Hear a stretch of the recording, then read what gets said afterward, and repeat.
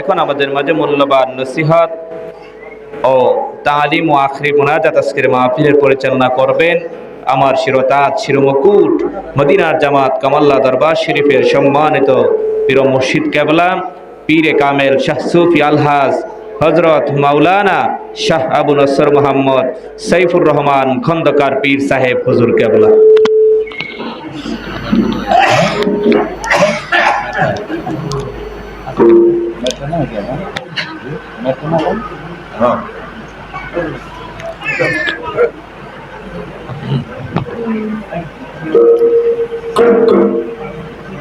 আসসালামু আলাইকুম ওয়া রাহমাতুল্লাহি ওয়া বারাকাতুহু।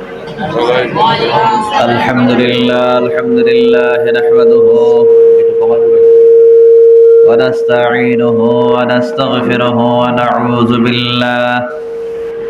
ওয়া নাউযু বিল্লাহি মিন শুরুরি আনফুসিনা ওয়া মিন সাইয়্যাতি আ'মালিনা। من يهد الله فلا مضل له ومن يضلله فلا هادي له ونشهد أن لا إله إلا الله ونشهد أن محمدا عبده ورسوله أرسله بالحق بشيرا ونذيرا وداعيا إلى الله بإذنه وسراجا منيرا فقد قال الله تعالى في كلامه المجيد والفرقان الحميد أعوذ بالله من الشيطان الرجيم بسم الله الرحمن الرحيم إن الله وملائكته يصلون على النبي يا أيها الذين آمنوا صلوا عليه وسلموا تسليما يا اللهم صل على مولانا محمد وعلى آل سيدنا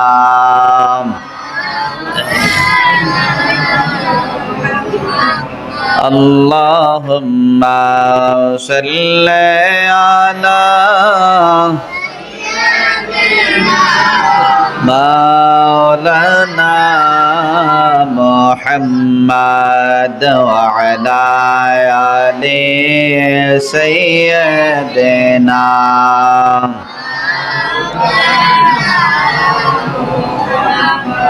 لا إله إلا الله لا إله إلا الله لا إله إلا الله لا إله إلا الله لا إله إلا الله لا إله لا إله إلا الله لا إله إلا الله لا إله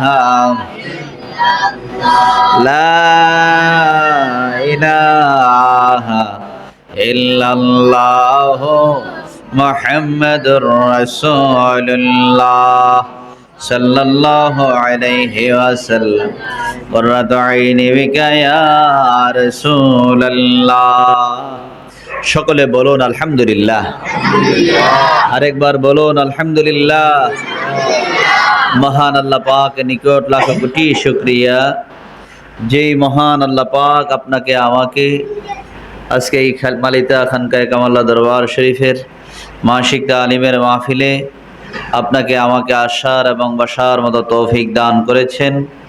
মহান আল্লাহ পাক নিকট শুকরিয়া আদায় করে আরেকবার বলুন আলহামদুলিল্লাহ। জিকিরের মজলিস তালিমের মাহফিল অত্যন্ত গুরুত্বপূর্ণ মাহফিল। এই মাহফিলে আমরা যে বসতে পেরেছি এটা আল্লাহ পাকের একটা খাস রহমত।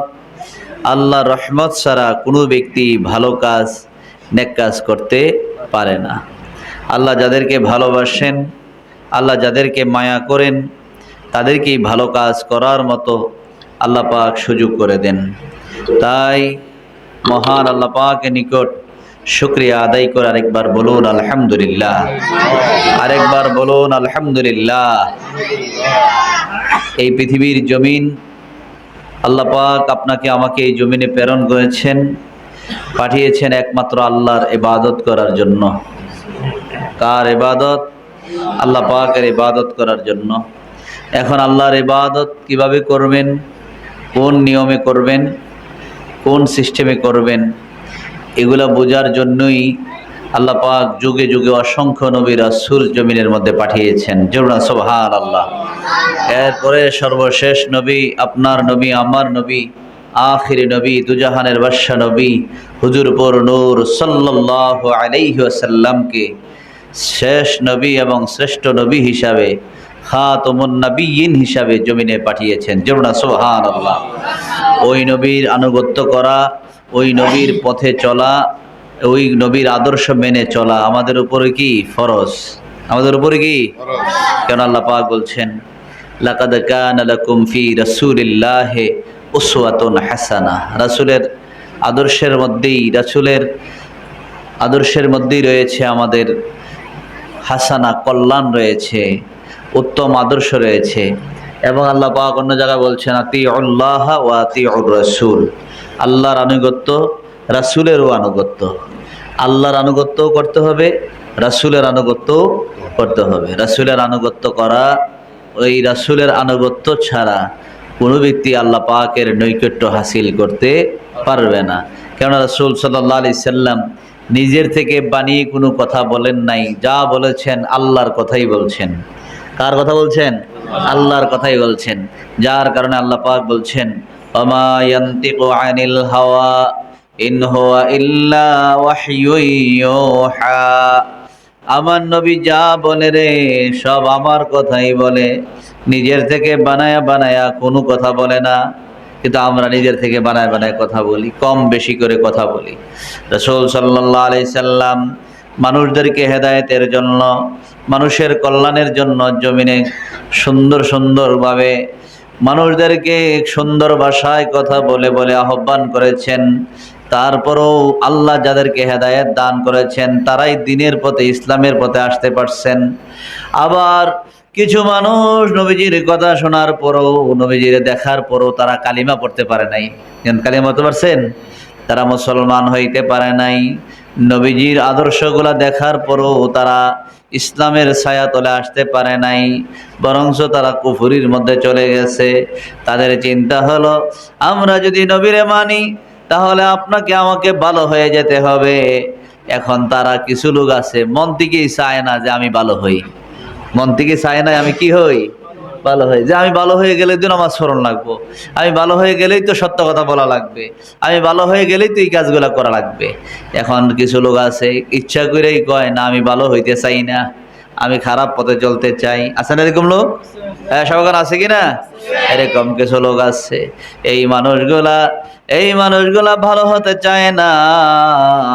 আল্লাহ রাসূল সাল্লাল্লাহু আলাইহি সাল্লামের আদর্শ দেখার পরও তারা ইসলামের ছায়াতলে আসতে পারে নাই। যেমন আবু জেহেল, আবু লাহাব, উতবা, শায়বা, বড় বড় কাফেররা আল্লাহ রাসূলের এত নুরানি সুন্দর চেহারা মোবারক দেখার পরও, নবীজির সুন্দর কথাগুলা শোনার পরও তারা কালিমা পড়তে পারে নাই। আর আল্লাহ যারা হেদায়েত করেছেন, যেই মানুষগুলা বর্তমানে দেখা যায় আমরা নবীজিরে দেখি নাই, নবীর সাহাবাই কেরামদেরকেও দেখি নাই, তাবিনদেরকেও দেখি নাই, কিন্তু তাদের কথাগুলা শোনার পরে আমরা বুঝতে পারছি এই পথটাই হলো সঠিক পথ, এই পথের মধ্যে চলা ছাড়া আর কোনো রাস্তা নাই, এইটাই হলো আল্লাহ পাকের মনোনীত পথ। জোরে না সুবহানাল্লাহ।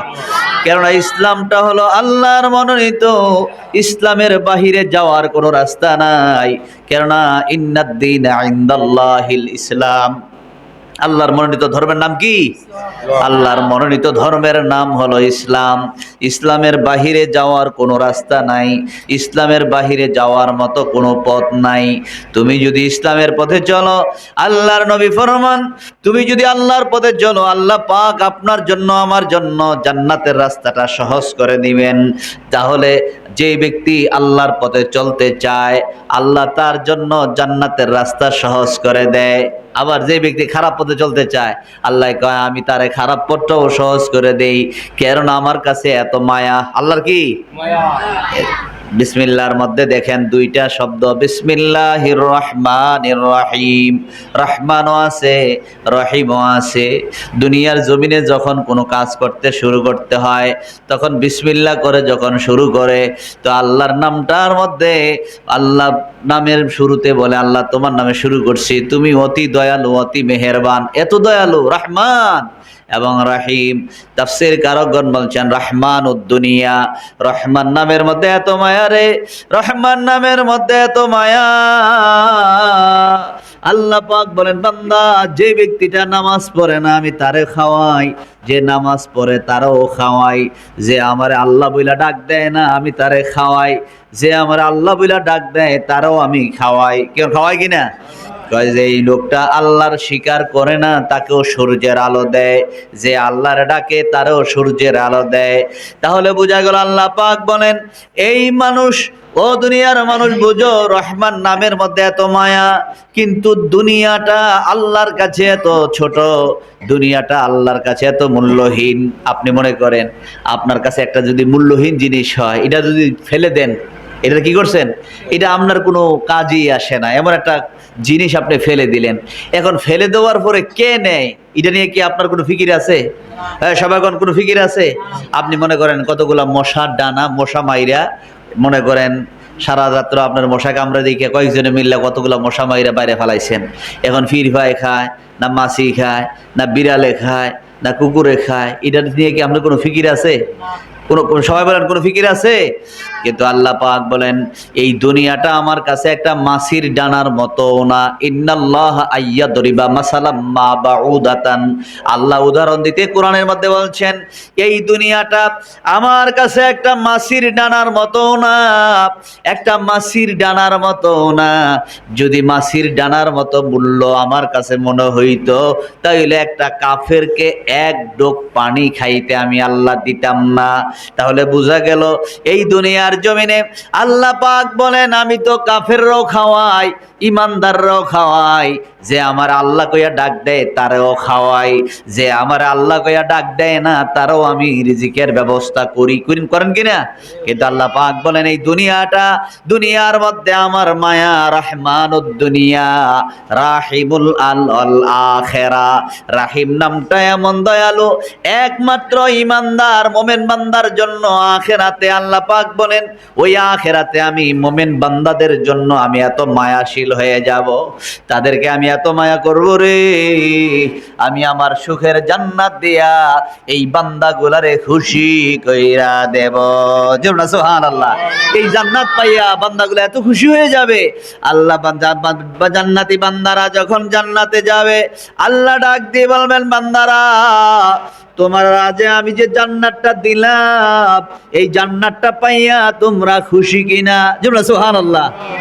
তোমরা যে দুনিয়ার জমিনে গুনাহ করলা না, তুমি যে অন্যায় করলা না, তোমার ভিতরে বারবার চিন্তা হলো, পৃথিবীর কেউ যদি আমারে নাও দেখে, আল্লাহ দেখেন। কে দেখেন? পৃথিবীর কেউ আমারে দেখে না, আল্লাহ তো আমারে দেখে। দুনিয়ার কেউ আমার খবর রাখে না, আল্লাহ তো আমার খবর রাখে। আমি মনে মনে কি বলি, আমি মনে মনে কি চাই, আমার মনের ভিতরে কোন কথা উঠে পড়ে, পৃথিবীর কেউ যদি নাও জানে, আল্লাহ বলেন আমি জানি। সুবহানাল্লাহ। আল্লাহ বলেন, বান্দারে আমি তো সব জানি, সব দেখি, সব বুঝি। বান্দা তুমি কি বলতে চাও, তোমার ভিতরে কোন চাহিদা, কোন কথা উঠে পড়ে, সব কথা আমি আল্লাহ জানি। তারপর আল্লাহ পাক বলেন, বান্দা তোমার এত কিছু জানার পরও তুমি যে আমারে ভয় কইরা, তুমি যে আল্লাহর হুকুম মতো নামাজ পড়লা, তুমি যে রোজা রাখলা, এই যে কিছুদিন আগে রোজা গেল, ঠিক আমরা যারা রোজা রাখছি আর দুনিয়ার জমিনে যারা রোজাদার, তাদের ভিতরে চিন্তা হলো পৃথিবীর কেউ যদি নাও দেখে, আল্লাহ দেখেন। কে দেখে? কয় আল্লাহ দেখেন। আল্লাহকে ভয় কইরা তুমি যে রোজা রাখলা, তুমি যে আল্লাহকে ভয় কইরা রোজা রাখলা, আল্লাহ পাক বলেন বান্দা তুমি যেই কাজগুলা করলা, তুমি যে নামাজ পড়লা, তোমার চোখের সামনে আরেকজন নামাজ পড়ে না, তুমি নামাজ পড়ো আরেকজন নামাজ পড়ে না, তুমি অন্যায় করো আরেকজনে অন্যায় করে না, দুইজনের মধ্যে কেমন পার্থক্য তার ভিতরে চিন্তা। আমি যদি অন্যায় করি এটার একটা হিসাব, এটার একটা বিচার আল্লাহ করবেন। কি করেন? এটার একটা বিচার আল্লাহ কি এটা যে আপনার ভিতরে উঠে পড়ে, আপনি যে আল্লাহরে ভয় করতেছেন যে দুনিয়ার কেউ যদি আমার চালাকি ধরতে না পারে, আল্লাহ তো আমার চালাকি বুঝেন। কেন? আল্লাহ বুঝে কিনা? আল্লাহ তো আমার চালাকি বুঝেন, আল্লাহ তো আমার একদিন ধরবো, আল্লাহ তো আমার দইরা কইব বান্দা তুই এই কাজগুলা কেন করলি, আল্লাহর কাছে আমি কি জবাব দেব? এই চিন্তা কইরা বান্দা যে এই কাজগুলা করলো না, গুনার কাজগুলা যে করলো না, আল্লাহ বলেন বান্দা তুমি যে এই কাজগুলা করলা না, আরেকটা লোক যা মনে চায় তাই করছে, আর তুমি যে এই কাজগুলা করো নাই, এই জন্য আমি তোমার যে জান্নাতটা দিলাম, এই জান্নাতটা পাইয়া বান্দা তুমি খুশি কিনা? সুবহানাল্লাহ। তুমি যে এই কাজগুলা যে করো নাই দুনিয়ার জমিনে, ভালো কাজগুলো যে করছো, এখন যে আমি যে জান্নাতটা দিলাম, এই জান্নাতটা পেয়ে তুমি খুশি নি? সুবহানাল্লাহ।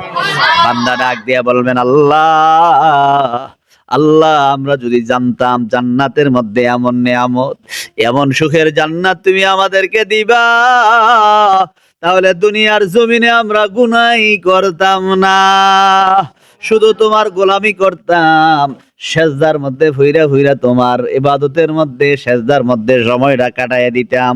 আল্লাহ বুঝি নাই তুমি আমাদেরকে এত সুন্দর সুখের জান্নাত তুমি দিবা। সুবহানাল্লাহ। এই জান্নাতটা পাইয়া মুমিন বান্দা বান্দিরা খুশি হয়ে যাবে। আল্লাহ বলবেন বান্দারে, জান্নাতি বান্দাদেরকে আল্লাহ স্বয়ং নিজে মেহমানদারি করবেন। সুবহানাল্লাহ। আল্লাহ নিজে স্বয়ং কি করবে? এখন দুনিয়ার জমিনে মনে করেন, আমরা দুনিয়ার জমিনে সিস্টেম মতো যারা দামি মানুষ, মনে করেন আপনার এলাকার দায়িত্বশীল ব্যক্তি যারা, প্রভাবশালী ব্যক্তি যারা, এখন তারা কোনোদিন আপনার মেহমানদারি করে না। মেহমানদারি করে দাওয়াত দিলেও তাদের বাড়িতে যেই লোকজন আছে তারাই মেহমানদারি করে। তারাই কি করে? মেহমানদারি করে, তারাই খাওয়ায়। এখন ওই লোক নিজে যদি খাওয়ায়, এখন বর্তমানে যারা দায়িত্বশীল ব্যক্তি আছে, মনে করেন উপজেলা লেভেলে যারা আছে, অথবা থানা লেভেলে, পুলিশের লেভেলে যারা আছে, আর্মি লেভেলে যারা আছে, এখন তারা যদি আপনারা সাইডের করে খাওয়ায়, তখন আপনার কাছে কেমন মনে হইব যে আমি কোত্তারা মেহমান, কি ঠিক না?